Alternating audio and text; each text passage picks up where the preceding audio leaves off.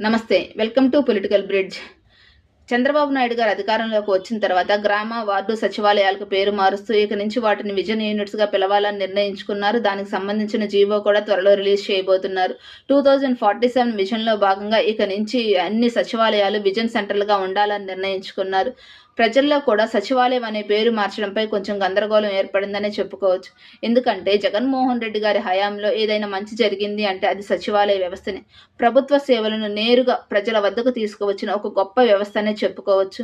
ఇదివరకు రోజుల్లో మనం సర్టిఫికేట్స్ కావాలన్నా, ఏదన్నా రేషన్ కార్డ్స్ అప్లై చేసుకోవాలన్నా ఎంఆర్ఓ ఆఫీసుల చుట్టూ రోజులు తరబడి తిరిగేవాళ్ళం. అలాంటిది ఇప్పుడు ఊర్లో ఉండే సచివాలయానికి వెళ్ళి ఈజీగా అప్లై చేసుకునే విధంగా ఈ సచివాలయ వ్యవస్థ ఏర్పాటైంది. అంతేకాదు సచివాలయ ఉద్యోగులు కూడా ప్రభుత్వ సేవలను ప్రజల వద్దకు తీసుకొస్తున్నారు. అలాంటి గొప్ప వ్యవస్థ పేరు మార్చడంపై వైసీపీ అభ్యంతరం తెలుపుతుంది. మీకేమనిపిస్తుంది? సచివాలయం అనే పదం ఈజీగా ఉంటుందా, లేదా విజన్ యూనిట్ ఈజీగా ఉంటుందా? ఏది పలకడం ఈజీగా ఉంటుంది? కామెంట్ చేయండి. వీడియో నచ్చితే లైక్ చేయండి, షేర్ చేయండి, సబ్స్క్రైబ్ చేయండి. Thank you.